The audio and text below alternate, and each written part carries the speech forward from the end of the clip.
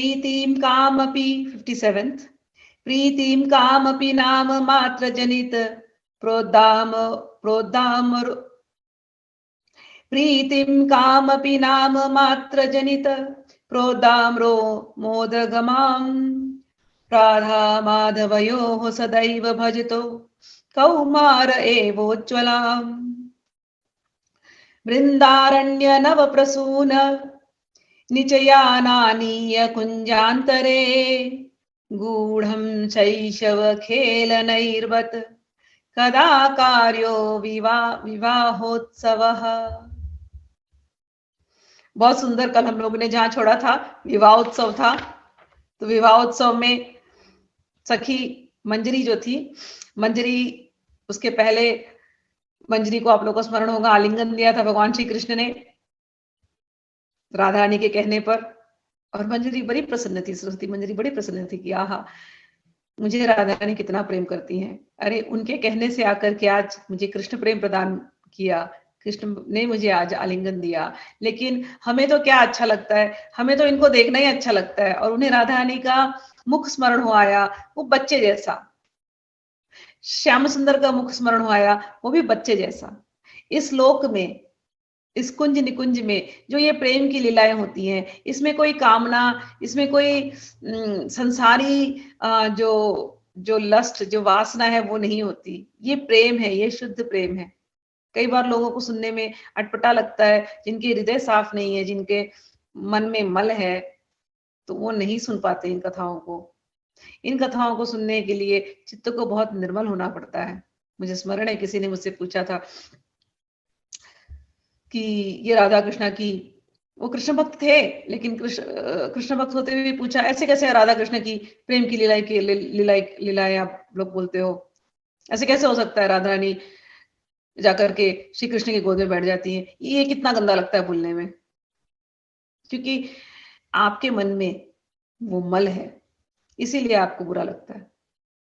जहां मल ही नहीं है वहां तो ये सब आनंद है, प्योर आनंद है। यहाँ कोई मल नहीं, मल मैथुन नहीं होता यहाँ पर वृंदावन में, जो संसार में होता है। ये बोली ठिठोली निर्मल मन, सखियां भी बड़ी निर्मल हैं, भगवान तो है ही निर्मल, राधा रानी तो है ही निर्मल।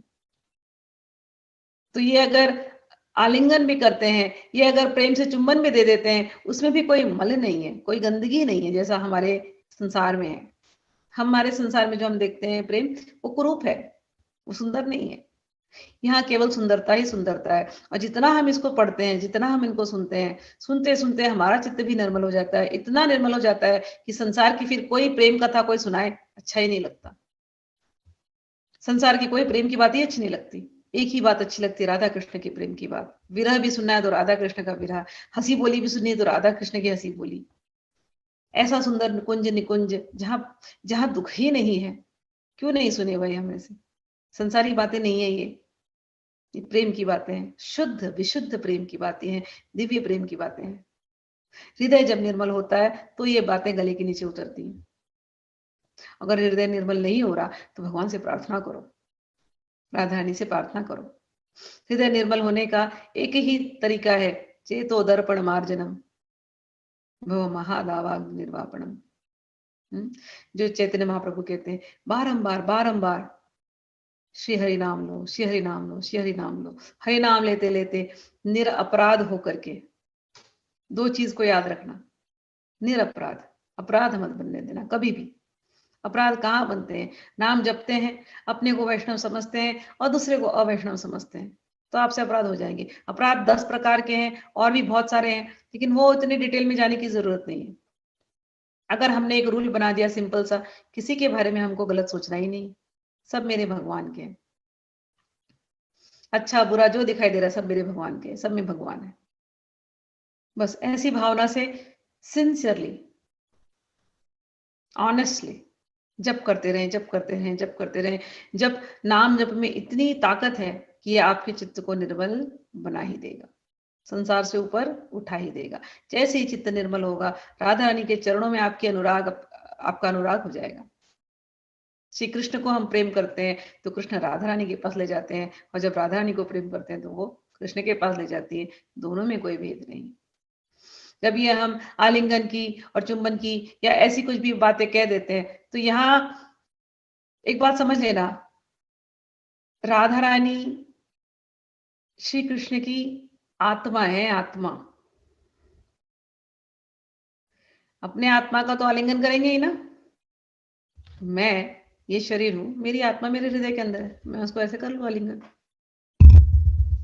तो उसमें वासना आई क्या? कोई वासना नहीं ना।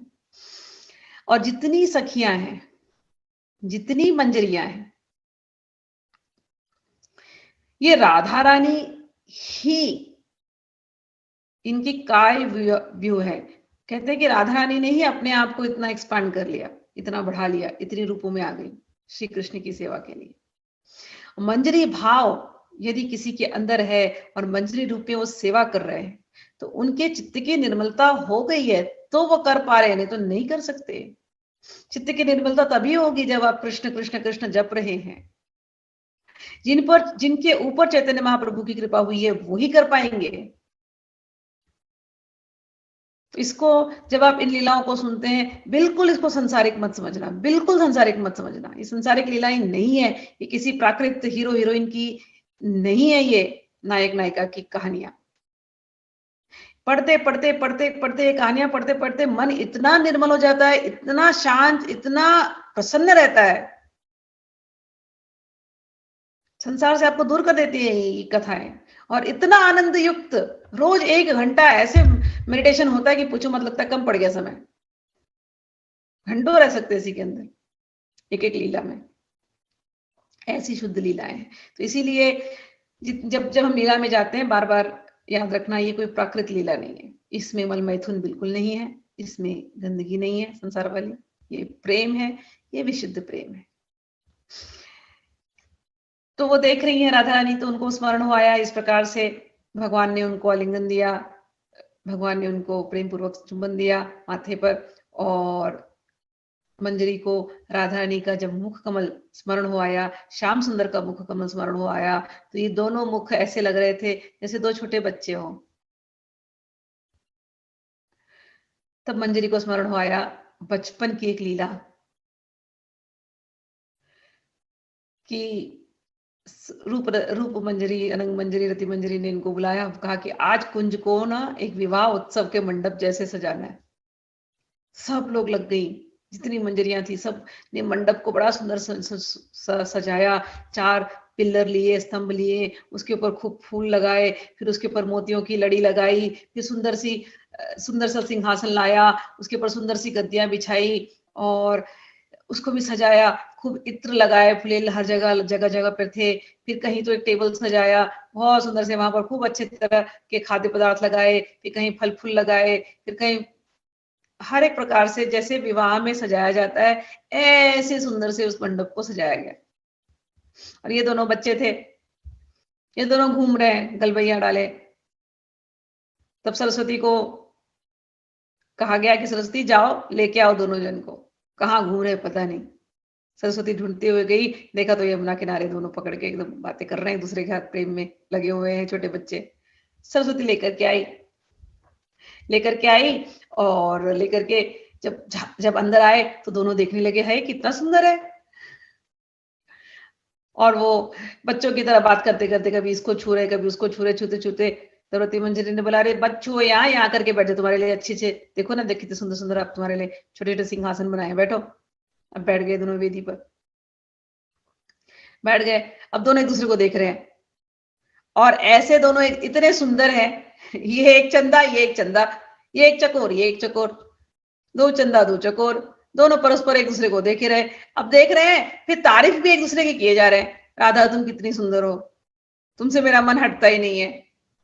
राधा कहती है, वो तो तुम झूठ बोल रहे हो, तुम्हारा नाम ही ऐसा है, तुम्हारा नाम है कृष्णा, वो आकर्षण करता रहता है, इसलिए मेरा मन तुम पर लगा रहता है। तो वो कहते नहीं, तुम्हारा मन मुझ पे लगा रहता है, इसलिए मेरे नेत्र तुमसे हटते नहीं है। इस प्रकार से दोनों इतने खो गए एक दूसरे के बातों में कि दोनों भूल गए कि आसपास सखियां भी थी, मंजरियां भी थी, सब भूल गए, वो सब दुनिया ही भूल गए। प्रेम में ऐसा होता है, किसी का सुध नहीं रहता प्रेमी को। तो दोनों एक दूसरे को निहार रहे, दोनों एक दूसरे के बारे में बात कर रहे, पूरी दुनिया भूल गए। तब तक रतिमंजरी को लगा अच्छा कुछ किया जाए, छेड़खानी करते इनके साथ। तो सरस्वती को कहा, सरस्वती एक काम कर, बोलना मत, धीरे से आ, ये ना इनकी पीताम्बरी और इनकी चुनरी दोनों में ना गांठ बांधे और बोलना बोलना मत। सरस्वती गई धीरे से गई, ये दोनों तो बात में खोए, इनको पता ही नहीं क्या हो रहा है दुनिया में। गांठ बांध दिया, इनको पता ही नहीं, ये अपने बात में खोए हुए। अब इनसे हंसा मतलब इनसे कंट्रोल नहीं हो रहा है, सारी सखियों से हंसे जा रहे। तब तक वहां रंगमंजरी थी, वो खिलखिला के हंस दी। तो राधा रानी का ध्यान टूटा, बोले क्या हो गया, कौन हंस रहा है, क्यों हंस रहे हो? बोले कुछ नहीं, कोई बात नहीं है। फिर भी सब हंसे जा रहे। तो राधा रानी को बड़ा अटपटा लगा, बोले क्या चल रहा है, चलो श्याम सुंदर यहाँ से उठो, चलो हम लोग कहीं विहार के लिए चलते, ये पता नहीं क्या कर रही है सखिया, हमें पता नहीं चल रहा, चलो हम दोनों यहाँ से चलते। तो चलना भी है तो दोनों एक दूसरे का हाथ टाइट पकड़ रहे हैं, तो दूरी है नहीं, टाइट पकड़ के चल रहे हैं, वहां से चलने लगे दोनों छोटे छोटे, चलते हुए जा रहे हैं। अब पीछे सारी सखियां भी चल रही हैं, कोई फूल फेंक रहा है उनके ऊपर, कोई इत्र छिड़क रहा है, कोई पंखा घुमा रहा है। तो चले जा रहे और हंसे जा रहे, क्योंकि जब जब लोगों की ध्यान जा रही है मंजरियों की गांठ के ऊपर, और कैसे ये प्यार में खोए कि इनको गांठ बांधा, इनको पता ही नहीं, इनका गठबंधन हो गया, इनको पता ही नहीं है। तो हंसे जा रहे। फिर राधा रानी को अच्छा नहीं लगा, क्यों हंस रहे हो, क्यों बता नहीं रहे ये लोग? बोले मुझे ललिता से पूछना पड़ेगा, ललिता कहाँ है? ललिता दिखाई नहीं दे रही। तो श्याम सुंदर को बोले, श्याम सुंदर से हाथ हटाई, बोले श्याम सुंदर रुक जाओ, मैं जाके ललिता को ढूंढ के आती हूँ, जानू तो क्या हुआ है करके, मुझसे कुछ छुपा रहे हैं लोग। जैसे ही श्याम सुंदर से हाथ हटाई और दूर जाने के लिए हुई, तब तक खिंचाव हो गया। और जब खींची तो पता चला, रे साड़ी खींच नहीं पा रही हूँ, मेरी पल्लू को तो बांध के रखा है। और जैसे उनको पता चला, सारी सखियों ने बड़े खुशी से खूब फूल लिए उनके ऊपर डाल दिए।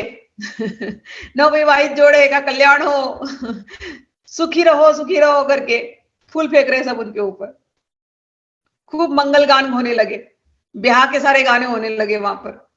राधा रानी शर्मा गए, बोले ये क्या कर रहे हो तुम लोग? बोले नहीं, अब तो तुम्हारा विवाह हो गया। तुम सुखी रहो, तुम्हारा विवाह ऐसी रहे, you guys live happily ever after.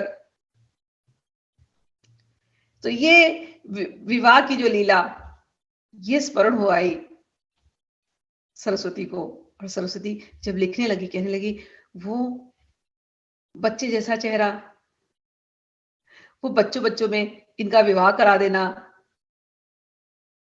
हे राधा रानी, मैं पुनः कब उसका दर्शन करूंगी, कब उसका दर्शन करूंगी? हे राधा रानी कृपा करो, मैं पुनः आपका विवाह कराना चाहती हूँ, पुनः खूब ढेर सारे फूल लेकर के आपके ऊपर फेंकना चाहती हूँ, छिड़कना चाहती हूँ।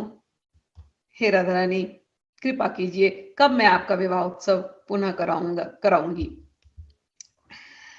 खूब उनको रोमांच हो रहा है, रो रहे हैं, प्रसन्न हो रहे हैं, इन लीलाओं में वो खोए हैं। अब आगे चलते हैं 58 में। विपंचित सुपंचमं रुचिर वेणुना गायता, प्रियेण सह वीणया मधुर गान वेद्यानिधिः, करेन्द्र वन सन्मिलन मदकरिण्या उदार क्रमा, कदानु वृषभानुजा मिलतु भानुजा रोदसी। इनको विरह हो गया, तो विरह में कब, बार बार वही कह रहे हैं, लिखते हैं एक लाइन, फिर उनको विरह हो जाता है, कब मैं राधा रानी से मिलूंगी, कब मैं राधा रानी से मिलूंगी। फिर उनको विरह में स्मरण हो आता है राधा यमुना का किनारा, और उस यमुना के किनारे पर राधा रानी है, श्री कृष्ण है, और श्री कृष्ण बांसुरी बजा रहे हैं, बड़ी सुंदर बांसुरी बजा रहे हैं। और उनकी बांसुरी सुनते सुनते सुनते राधा रानी उनके पास आकर के बैठी हैं, खो गई हैं। और बांसुरी जब हो जाती है तो दोनों यमुना किनारे चलते हैं, तो ऐसे जैसे कोई नशे में चूर हो, हाथी हथनी की तरह। हाथी हथनी जब होते हैं एक दूसरे के साथ तो अलग ही उनकी एक बात होती है। तो कैसे हैं, कोई गजराज के साथ वन में मिलने वाली गजनी मद्दमत्ता करणी के भांति मनोहर चाल वाली श्री राधा जी मुझको कब मिलेंगी, जिनको मैंने यमुना में दर्शन किया था। सहसावर मोहनाद्भुत विलास रसोत्सवे, विचित्र वर तांडव श्रम जलार्ध गंड स्थलौ, कदानुवर नागरी रसिक शेखरौ तौ मुदा भजामि पदलालना ललित बीजनम कुर्वती। कब वो समय आएगा जब मैं आपको पंखा झुलाऊंगी, आपके पद का संवहन करूंगी, पैर दबाऊंगी। लीला का स्फुरण हो जाता है। देख रहे थे अभी तक शाम की वेला थी और यमुना है, कदम्ब है, कृष्ण मुरली बजा रहे हैं। कृष्ण जब मुरली बजाते हैं तो मुरली की धुन कहां कहां तक जाएगी, और जहां जहां तक जाएगी गोपियों की क्या दशा होगी। क्या गोपियां रह पाएंगी मुरली की धुन सुन करके? रह ही नहीं सकती। और खूब मुरली बजाई है। अब शाम की वेला हो गई। गोपियों को तो पता है कहां से मुरली की आवाज आई है। सब गोपियां वहां से निकली हैं और कहां पहुंचेंगे अब सब? अब यमुना के किनारे रासस्थली पर सब पहुंचेंगे। रासस्थली कैसी होती है मंजरी? स्मरण करो। यमुना है, चांदनी रात है, त्रिविध समीर बहती है, हवा कितनी सुंदर सी हवा है, रज कैसी है कोमल। वृंदावन की रज ऐसे लगता है जैसे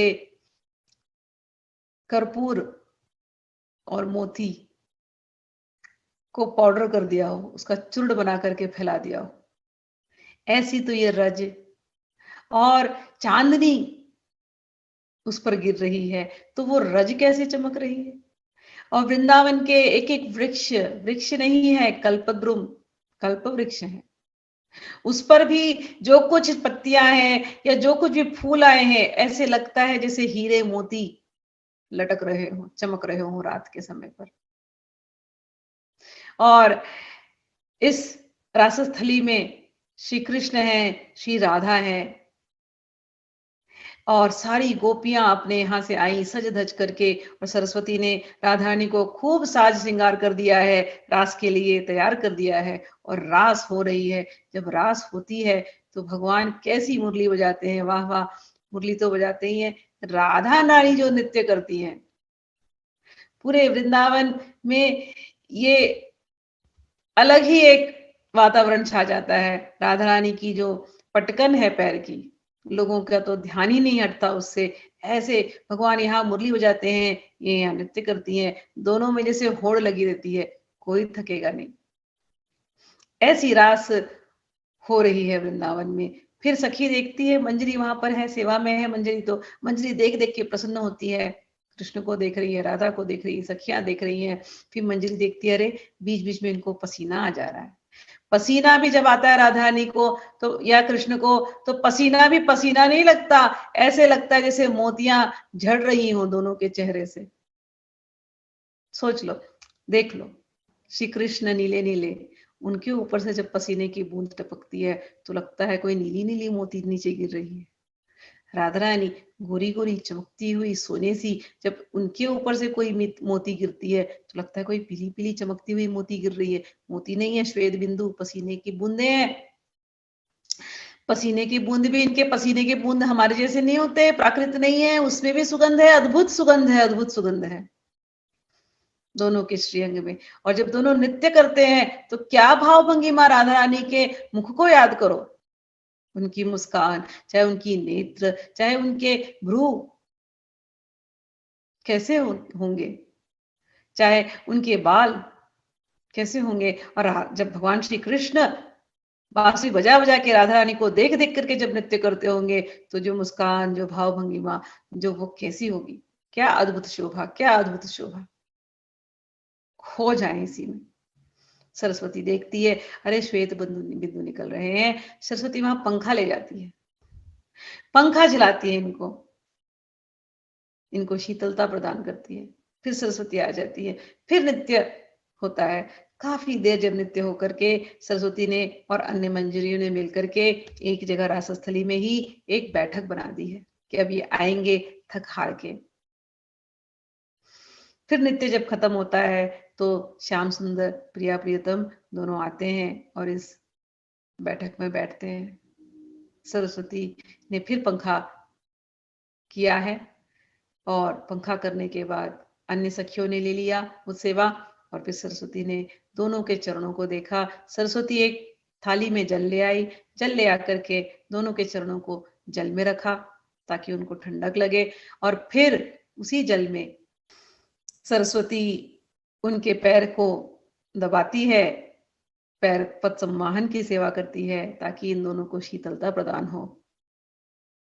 और फिर वो जल हटा करके फिर एक सुंदर वस्त्र से उनके पैर को पोंछ करके पुनः उसमें अलता लगा करके उसको वहां स्थापित करती है उस स्थान पर।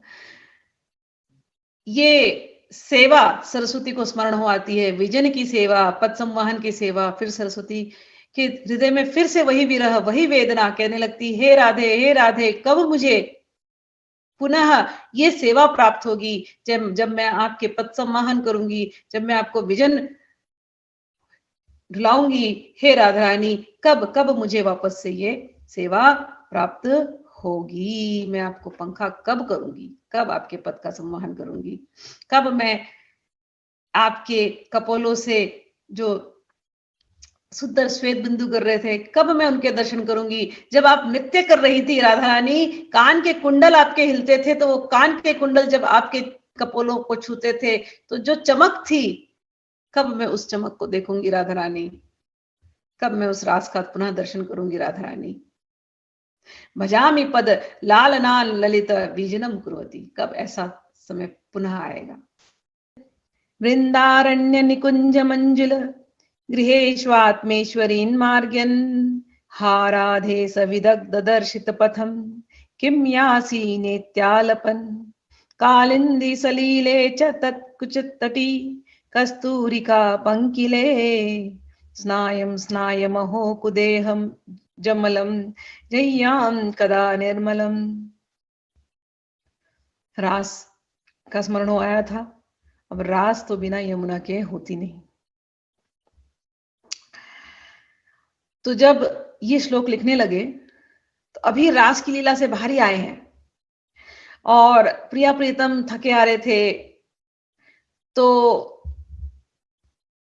पद सम्मान की सेवा की है।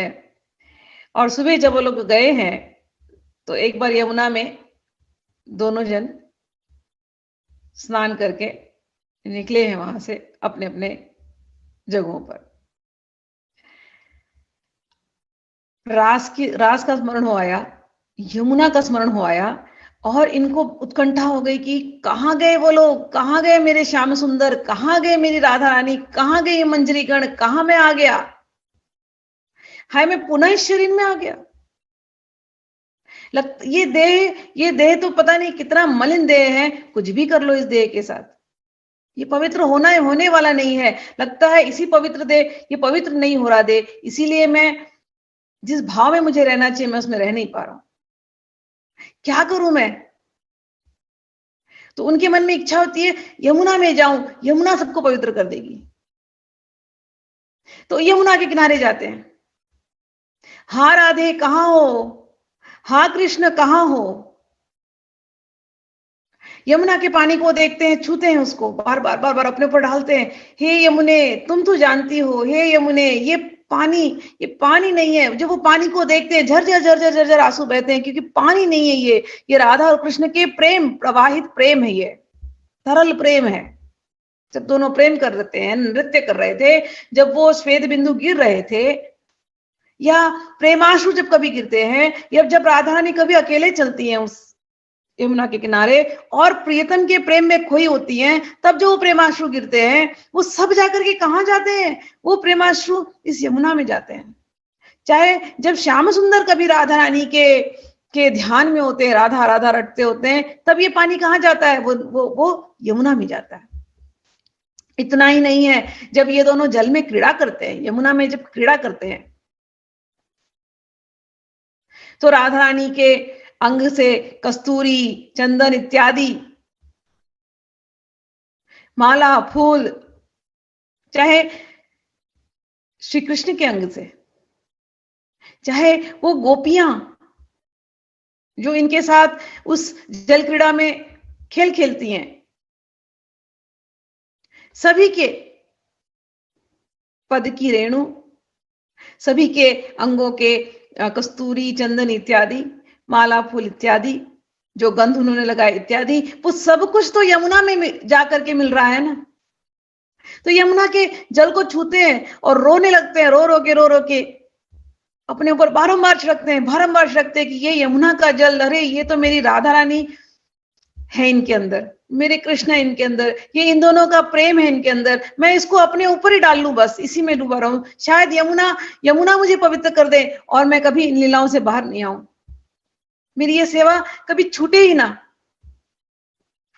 बार बार कहते हे राधा रानी, जब वो याद आने लगती, राधा रानी दिखाई नहीं दे रही, कहते राधा रानी, राधा, हे राधे, तुम तो इन गलियों में चली हो, तुम तो यमुना के किनारे चली हो, तुमने न जाने कितनों को मार्ग दिखाया, हे राधे मैं भी ढूंढ रहा हूं तुम्हें, हे राधे क्या हमको मार्ग नहीं दिखाओगी?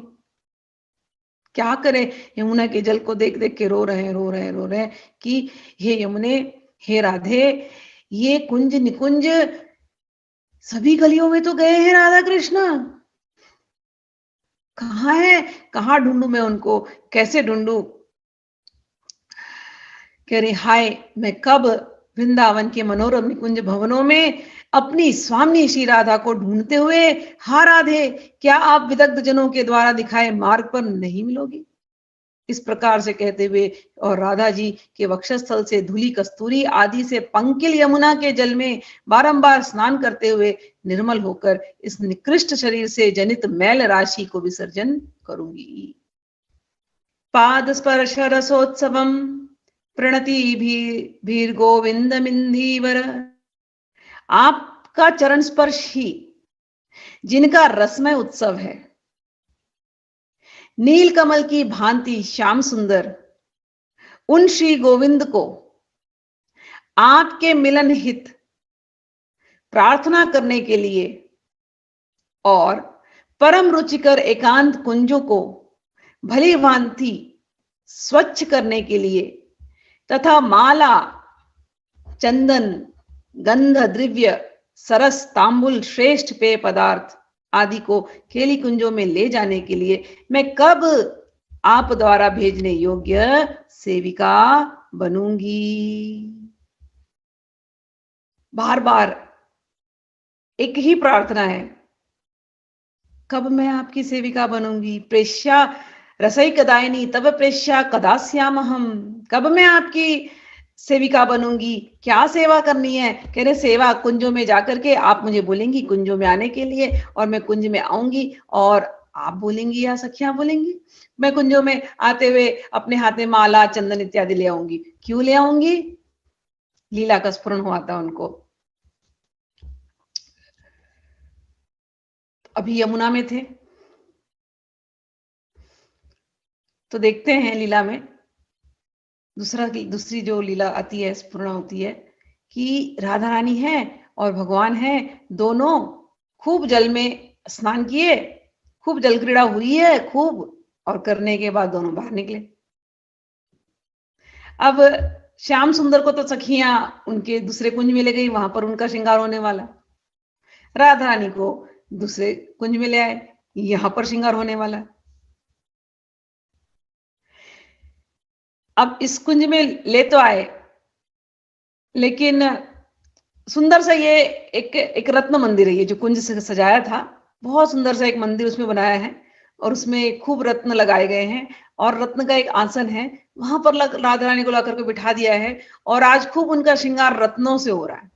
सुंदर सुंदर रत्न, जितने उनके कपड़े भी है ना उसमें भी क्रिस्टल जड़े हुए हैं। आज का जो श्रृंगार है रत्नों वाला श्रृंगार है, जो आप देखेंगे उसमें सुंदर सुंदर क्रिस्टल्स, चाहे वो चुनरी पहन रही है तो उसमें क्रिस्टल है, चाहे वो ब्लाउज पहन रही है तो उसमें क्रिस्टल है, स्कर्ट पहन रही है तो उसमें क्रिस्टल है, रत्नों का सिंहासन है, और जितने फूल लगाए हैं उसमें भी रत्न जड़े हुए हैं, जितने पर्दे लगाए हुए हैं रत्न जड़े हुए हैं, हर जगह जहां देख रहे हैं रत्न ही रत्न है। तो रत्न मंदिर में ला करके श्याम सुंदर को बिठाया, श्याम सुंदर नहीं, राधा रानी को बिठाया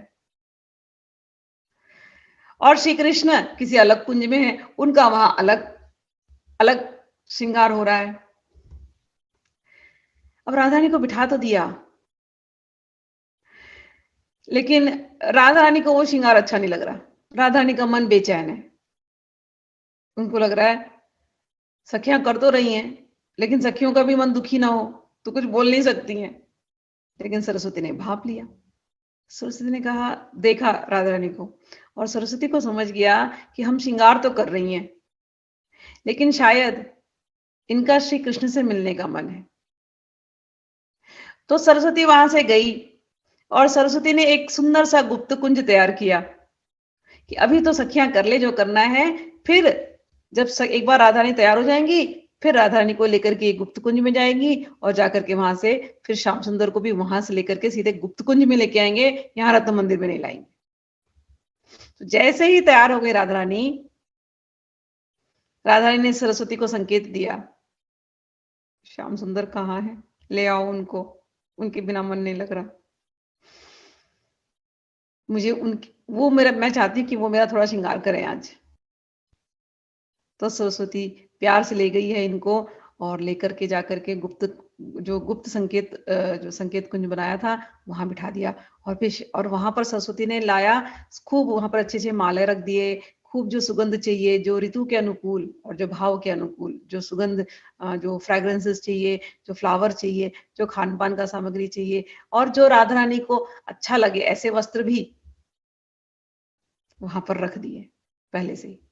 और फिर गई हैं और फिर श्याम सुंदर को उस कुंज में लेकर के आई हैं और दोनों का मिलन कराई हैं। तो कह रही हैं, और जब मिलन कराई, श्याम सुंदर आए हैं, देखे हैं और राधा रानी ने उनको देखा है। फिर श्याम सुंदर ने देखा थाली में सुंदर सुंदर फूल रखे हैं, थाली में सुंदर सुंदर श्रृंगार का सामान रखा हुआ है। श्याम सुंदर समझ गए कि आज राधा रानी को अपने केशों को मुझसे सजवाना है। तो राधा रानी के केश को भगवान ने आज फूलों से खुद ही सजाया है। मैंने आपसे कहा ना, ये एक लीला होती है, मुझे बहुत अच्छी लगती है कि जब वो केश सजाते हैं भगवान, तो केश में इस प्रकार से फूल लगाते हैं कि वो केशों में जगह जगह में केवल कृष्ण नाम कृष्ण नाम कृष्ण नाम, ऐसे सुंदर सजावट होती है फूलों की कि कृष्ण नाम श्याम नाम ऐसे करके उन केशों में वो भगवान रच देते हैं फूलों से। ऐसी रचना भगवान करते हैं। तो जब ऐसे मतलब सुंदर सुंदर भगवान जब करते हैं कई बार इस प्रकार की सज्जा, तो कई बार सखियों का मन ऐसा मचल जाता है। ललिता इत्यादि आकर कहती, श्याम सुंदर हमारी भी केश सज्जा आप ही करना अब अगली बार से। तो ऐसी सब बातें भी होती रहती है। तो ये केश सज्जा, तो ये सरस्वती ने देखा है निवृत्ति निकुंज में कि श्याम सुंदर ने कितने सुंदर तरीके से राधा रानी की केश की सज्जा की। और श्याम सुंदर ने उतना ही मन करता ना, राधा रानी वहां नहीं रुकती, फिर उनको भावों के ऊपर भी सज्जा करके दो, फिर पैरों के भी आलता लगा करके दो। और श्याम सुंदर को तो ये चीज सबसे अच्छी लगती है जब राधा रानी इस प्रकार से उनको छूने देती हैं। तो कह रही है, ये मैंने देखा, वो लीलाएं मैंने देखी, ये तो आप ही की कृपा से हुई है। हे राधा रानी, मैं पुनः कब देख पाऊंगी, कब मैं आपकी सेविका बनूंगी कि मुझे वापस इस देह में आना ही ना पड़े। ये जो देहाध्यास होता है हमको बार बार, ये ना हो, हम उसी भाव राज्य में रहें और ये लीलाएं चलते रहें और हम सेवा करते रहें। लावण्यामृत वार्तया जगदिदं संप्लावयन्ती शरद राका चंद्रमनंतमेव वदन ज्योत्स्नाभिरातन्वती श्री वृंदावन कुंज मंजु गृहिणी काप्यस्ति तुच्छामहो कुर्वाणाखिल साध्य साधन कथाम तत्त्वास्वदास्योत्सवम्। फिर से उसी दासी, मुझे कब तुम अपनी दासी बनाओगी, मैं तुम्हारी दासी बनना चाहती हूँ। क्यों दासी बनना चाहती हो? अरे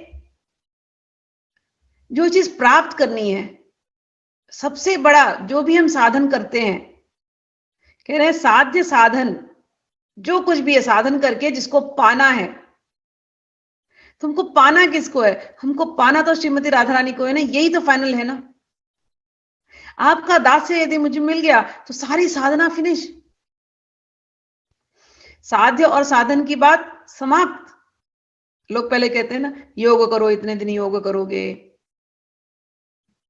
फिर ज्ञान होने लगेगा, इतने दिन ज्ञान करोगे, फिर तुम्हें कर्म फल, कर्म क्या होता है समझ में आएगा, फिर कर्म फल का त्याग करना शुरू करोगे, फिर तुम कर्म फल का त्याग करोगे, फिर फिर तुम नवधा भक्ति करोगे इतने दिन, फिर नवधा भक्ति करते करते तुम्हारे अंदर फिर जो प्रेम भाव उदित होगा, फिर भाव के बाद प्रेम उदित होगा, प्रेम के बाद तुम्हें जाकर के वो जो कृष्ण की प्राप्ति, कृष्ण प्रेम की प्राप्ति होगी।